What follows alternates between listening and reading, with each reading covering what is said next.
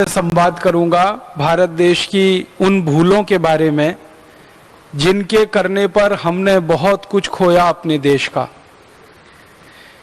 एक किसी कवि ने कहा है, लहमों में खता की थी सदियों में सजा पाई। माने भूल कोई होती है वो किसी क्षण विशेष पर होती है, लेकिन उसकी सजा पूरे की पूरी सभ्यता, पूरी संस्कृति और पूरे समाज को सदियों तक भुगतनी पड़ती है। सैकड़ों सालों तक वो सजा हम भुगतते रहते हैं। छोटी सी एक भूल किसी क्षण में हमसे हो जाती है। तो भारत देश के इतिहास में आजादी के पिछले 63 वर्षों में क्या क्या ऐसी बड़ी भूलें हुई हैं जिनकी सजा हमारा पूरा समाज और देश अभी तक पा रहा है, और आजादी के पहले हमसे ऐसी क्या भूलें हुई हैं जिनकी सजा अभी तक हमारे देश और समाज को मिल रही है। ये दो हिस्सों में मेरे व्याख्यान को विभाजित करूंगा। व्याख्यान का प्रथम भाग होगा आजादी के बाद हमसे जो भूलें हुई पिछले 63 वर्षों में, और व्याख्यान का दूसरा और अंतिम हिस्सा होगा आजादी के पूर्व हमसे जो भूलें हुई। मैंने इसमें जो कालखंड लिया है, जो समय लिया है, वो आज से लेकर लगभग पिछले 250 वर्षों तक का है। तटस्थ रूप से, निष्पक्ष रूप से हम सब उन भूलों के बारे में गंभीरता से चिंतन करें, और आने वाले समय में भारत स्वाभिमान के अभियान में जब हम लगें और एक संगठन के रूप में हम काम करें, तो इस बात का हम हमेशा ध्यान रखें कि जो भूलें हमारे पूर्वजों ने कर दी, पुरखों ने कर दी, वो भूलें हमें हमारे संगठन में नहीं दोहरानी है, क्योंकि भूलों को दोहराया नहीं जाता। भूलों को जो दोहराते हैं वो अपना इतिहास नहीं बना सकते, उनका कोई भविष्य नहीं हो सकता, वो वर्तमान में ही दफन हो जाते हैं।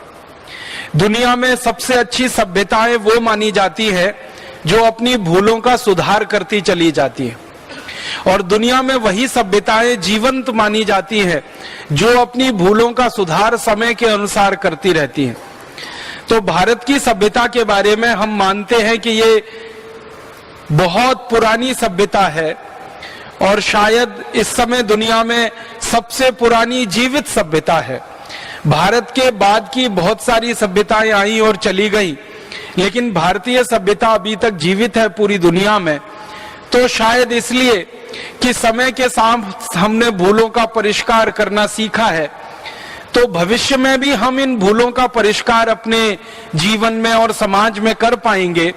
इस दृष्टि से थोड़ी सी बातें मैं रख पाऊंगा, क्योंकि भूलें तो बहुत हैं, लेकिन जिन भूलों ने हमारा पूरा इतिहास बदल दिया, हमारा भूगोल बदल दिया, हमारी सभ्यता, हमारी संस्कृति को पूरे गहरे तक मथ डाला, जिन भूलों ने हमारी अर्थव्यवस्था को पूरी तरह से चौपट कर दिया, जिन भूलों के कारण देश के टुकड़े हो गए, ऐसी कुछ गंभीर भूलों की तरफ आपका ध्यान आकर्षित करूंगा। आजादी के पिछले 63 वर्षों में सबसे बड़ी और सबसे पहली भूल जो हमसे हुई वो ये कि जब हम 15 अगस्त 1947 को आजाद हुए, तो उससे एक दिन पहले हमने भारत का बंटवारा स्वीकार कर लिया। ये हमारी बहुत बड़ी राजनीतिक भूल थी, जो आज सारी दुनिया के विशेषज्ञों के द्वारा कही जा रही है कि भारत ने अगर अपना बंटवारा स्वीकार नहीं किया होता तो आज का भारत दुनिया में कुछ और होता।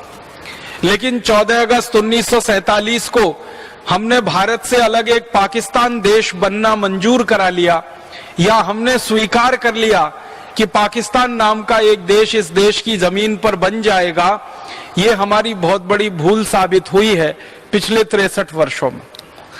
आपके मन में सवाल आया कि ये भूल किससे हुई? हमारे देश के लोगों ने पाकिस्तान को स्वीकार किया, या हमारे देश के नेताओं ने पाकिस्तान बनवा दिया?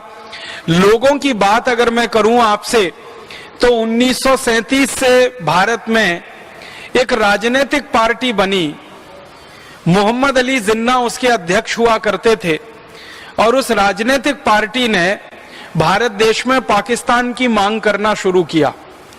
लेकिन आपको सुनकर यह हैरानी होगी कि मोहम्मद अली जिन्ना अपनी पार्टी की तरफ से जो मांग कर रहे थे कि हमें पाकिस्तान नाम का अलग देश चाहिए, धर्म के आधार पर, संप्रदाय के आधार पर हमें एक अलग देश चाहिए, मुस्लिम संप्रदाय को एक अलग देश चाहिए या मुस्लिम सभ्यता को एक अलग देश चाहिए, इस मांग को भारत के मुसलमानों ने कभी भी समर्थन नहीं दिया। भारत के मुसलमानों की इस बात के लिए तारीफ करनी पड़ेगी कि जिन्ना के द्वारा की गई इस मांग को भारत के मुसलमानों ने कभी भी समर्थन नहीं दिया। भारत के मुसलमानों ने कभी भी पाकिस्तान की मांग को मंजूर नहीं किया। तो आप बोलेंगे फिर जिन्ना कैसे सफल हो गया और जिन्ना की राजनीतिक पार्टी कैसे सफल हो गई पाकिस्तान बनवाने में? भारत के मुसलमानों ने जिन्ना का समर्थन नहीं किया। मैं आपको बहुत विनम्रता पूर्वक एक दो ऐसी घटनाएं सुनाना चाहता हूं कि भारत के मुसलमानों का जिन्ना के प्रति कैसा रवैया था।